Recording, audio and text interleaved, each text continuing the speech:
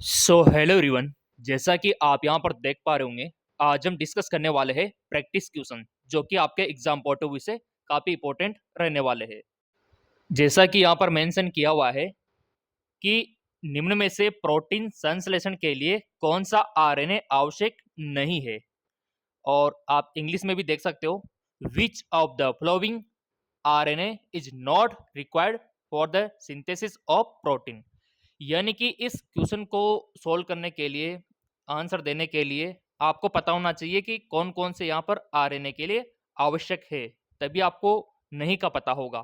ठीक है, तो जैसा कि मैंने आपको नोट्स में बताया भी था कि इसके लिए देखो, एम आर एन ए ये भी आवश्यक है, ठीक है, टी आर एन ए ये भी आवश्यक है, आर आर एन ए ये भी आवश्यक है। तो तीनों तो यहाँ पर आवश्यक है, और S I R N A ये आवश्यक नहीं है। तो हमारा राइट आंसर भी यही हो जाएगा, ऑप्शन 4। क्लियर? चाहो तो आप इसको लिख सकते हो, आपके जो नोट्स है वहां पर इसको मेंशन कर सकते हो, क्योंकि ये क्वेश्चन आपको डायरेक्ट एग्जाम में देखने को मिल सकते हैं। तो चलिए बढ़ते आगे की ओर। अगला क्वेश्चन है, निम्न के कौन सा हार्मोन मोचक आयुडी का उदाहरण है? इंग्लिश में है, which of the following is example of hormone releasing IUD. तो देखिए यहाँ पर हमारा जो आपका सी है ये भी नहीं है, ठीक है, और 7 भी नहीं है, और मल्टी लोड 375 ये भी नहीं है, LNG20 ये हमारा है। तो हमारा राइट ऑप्शन भी यही हो जाएगा, LNG20। LNG20, so basically LNG20 hormone मोचक आयोडी का उदाहरण है। चलिए बढ़ते आगे की ओर। सक्कस एंटेरिकस का संदर्भ है। Succus entericus is referred to, चार ऑप्शन है हमारे पास, अग्नाशी रस से, आंतर रस से, जठर रस से, कायम से। तो पहले आपको डिस्कस करके बताना है कि इसका राइट ऑप्शन क्या हो सकता है। अपने मन में आप आंसर दो, फिर इसका आंसर मैं आपको बताने वाला हूँ। आई थिंक आपने सोच लिया होगा, तो इसका राइट ऑप्शन होगा आंतर रस से। ठीक है, आंतर रस यानी कि इंटेस्टाइन जूस। बहुत अच्छे क्वेश्चन है, ये सारे हमने आपको नोट्स में, देखो नोट्स अगर पढ़े होंगे तो आपको आ भी गया होगा। अगला क्वेश्चन, दीर्घकालीन सौ प्रतिरक्षा विकार जो तंत्रिका पेशीय संधि को प्रभावित करती है एवं जिसके कारण कंकाल पेशी में कमजोरी एवं पक्षघात होता है, कहलाती है। ये तो आपके एनसीईआरटी बायोलॉजी अगर पढ़ा होगा तो आंसर आपको आ जाएगा। chronic autoimmune disorder affecting neuromuscular junction leading to fatigue, weakness and paralysis of skeletal muscles is called। इसको क्या बुलाते हैं, क्या कहलाता है, बताओ।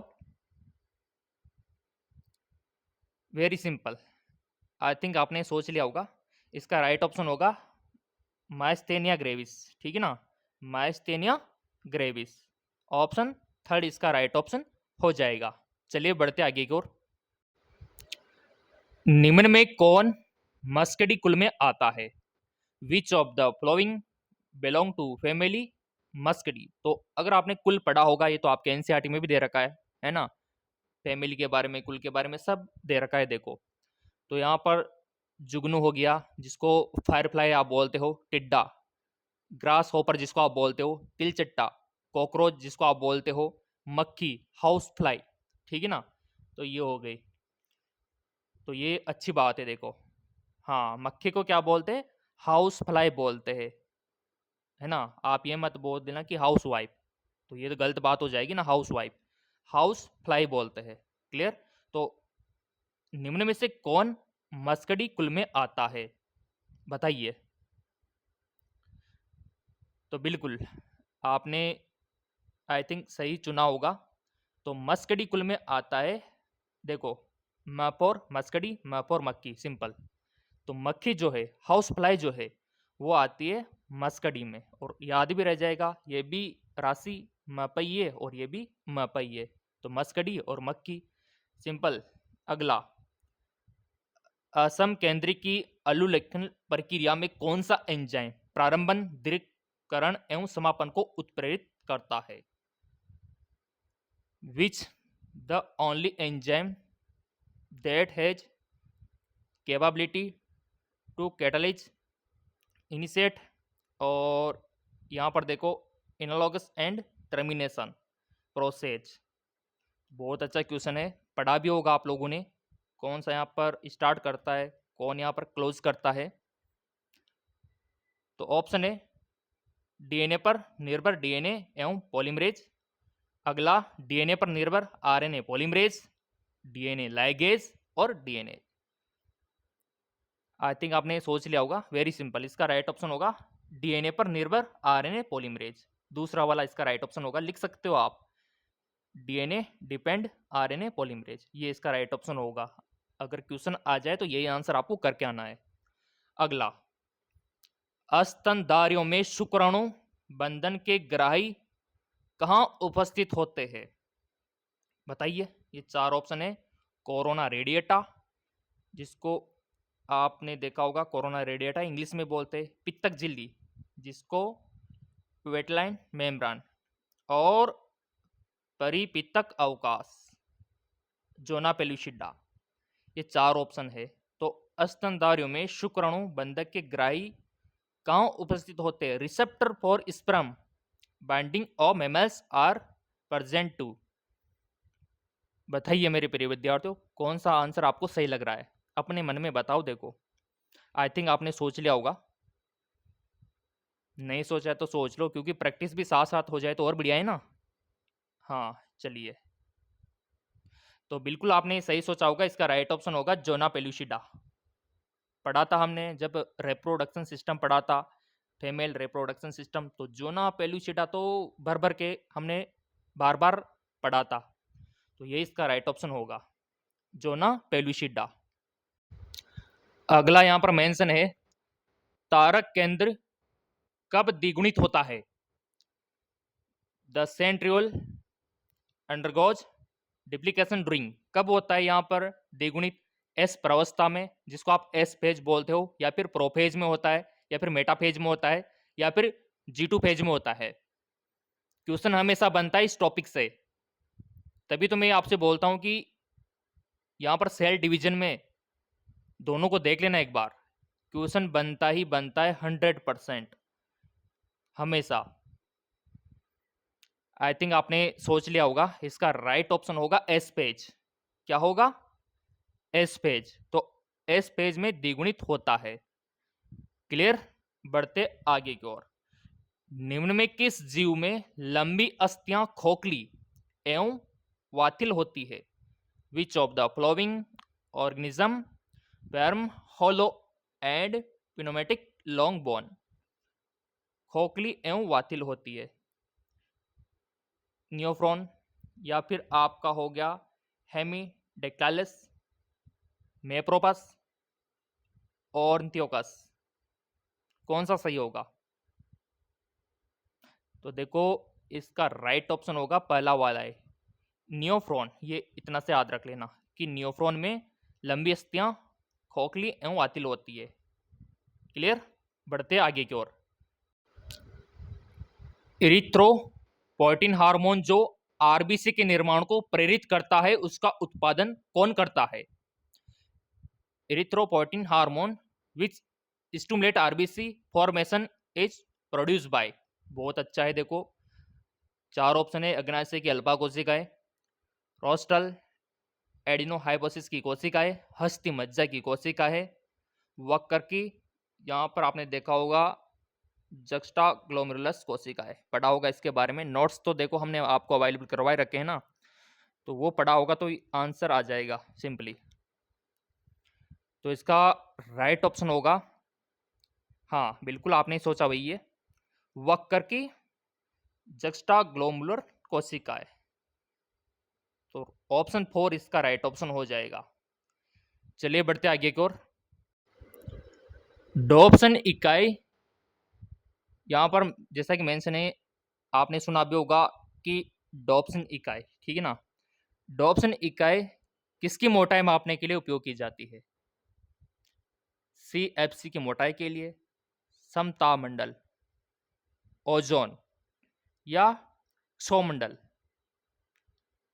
Dobson unit are use to measure thickness. बताइए, बहुत अच्छा क्वेश्चन है, लाइफ में हर जगह काम में आएगा, आप कोई सा भी एग्जाम दो। बिल्कुल आपने सही चुना होगा। तो इसका राइट ऑप्शन होगा ओजोन। कौन सा होगा? ओजोन।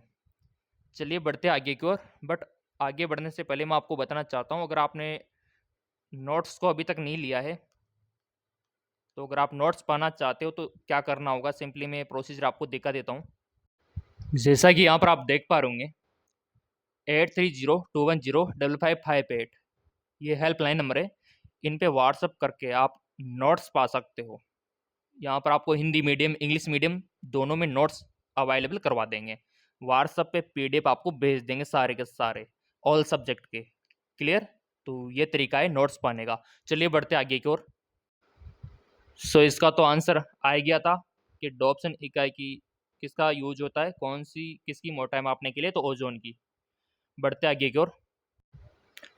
कौन सा एंजाइम निष्क्रिय फाइब्रिनोजन को फाइब्रिन में बदलने के लिए उत्तरदायी है? बताइए। तो बेसिकली राइट ऑप्शन हो जाएगा थ्रोम्बिन। ठीक, बढ़ते आगे की ओर।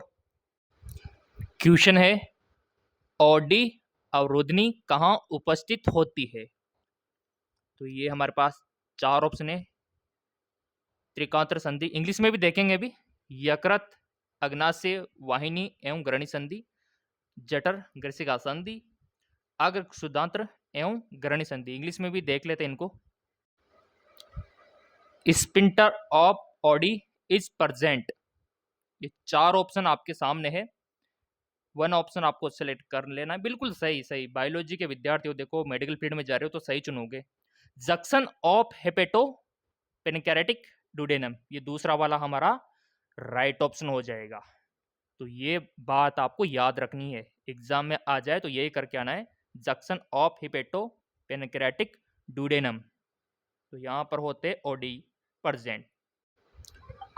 क्वेश्चन है, रतिज रोग किसके द्वारा संचरित होते हैं? वेनेरल डिजीज कैन स्प्रेड थ्रू। तो वेनेरल डिजीज का भी मैंने आपको बताया था, और डिजीज है तो क्वेश्चन बनता है क्योंकि आप मेडिकल फील्ड में जा रहे हो, तो पर एग्जाम में आपसे पूछा ही जाएगा ना। तो चार ऑप्शन है यहाँ पर। पहले तो देखो, रोगाणु रहित सुइयों के माध्यम से, संक्रमित व्यक्ति के रक्त चढ़ाने से, संक्रमित माता से भ्रूण में चुंबन से, या वंशगति से। इंग्लिश में भी देख लो आप, using sterile needles, transfusion of blood, impacted mother to foetus, kissing, inheritance. तो इनका यहाँ पर देखो, केवल ABC सही होगा, या BCD होगा, या B और C होगा, या फिर AC होगा। बताइए कौन सा सही है? तो देखो, सोचने वाली बात है। वेनेरल डिजीज, रतिज रोग जो है ना, रोगाणु रहित सुइयों के उपयोग से, रोगाणु रहित, तो रोगाणु रहित है तो कोई दिक्कत वाली बात ही नहीं है। तो देखो यहाँ पर, अगर हम रोगाणु रहित सुई का उपयोग करते हैं, यानी कि स्टेराइल अच्छी वाली निडल का उपयोग करते हैं, तो नहीं होगा। तो ये पहला तो यही कट हो गया, ठीक है। दूसरा आता है कि संक्रमित व्यक्ति के रक्त चढ़ाने से। बिल्कुल, अगर किसी व्यक्ति को वेनेरल डिजीज है, उसका रक्त दूसरों को चढ़ाएंगे तो होगा। संक्रमित मदर से फिटस में, ऑब्वियसली बातें होगा ही सही। और चुंबन से तो होगा ही होगा, किसिंग से तो 100% होगा। तभी तो मैं मना करता हूँ, किसिंग का रोल खत्म कर दो जब तक आपका सिलेक्शन ना हो जाए, क्योंकि इससे क्या होता है, वेनेरल डिजीज होता है। तो ये भी बात आपको याद रखनी है। इनहेरिटेंस का इतना वो नहीं है ना, तो इसको कट कर सकते हैं। अब देख लो क्या बचा, BCD, यानी कि B आपका होगा BCD। तो किस में दे रखा है BCD? ये दे रखा है, ये लो आंसर मैंने ऐसे प्राप्त कर लिया।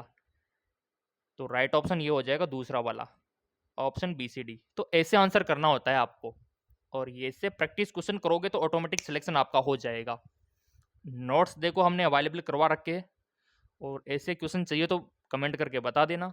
बाकी नोट्स पढ़ोगे तभी जाके आपकी नैया पार लगेगी। नोट्स को पाने का 2 तरीका है। एक तो इस एप्लीकेशन से ले सकते हो, लिंक वीडियो के डिस्क्रिप्शन में डाल दिया है, और दूसरा तरीका मैंने बता ही दिया। इन नंबरों पे व्हाट्सअप करके भी आप नोट्स हिंदी और इंग्लिश मीडियम में पा सकते हो। सो मेरे प्रिय विद्यार्थियों, अगर आप लोगों ने चैनल सब्सक्राइब कर रखा है तो ऐसे practice question free of cost आपको मिलते रहेंगे।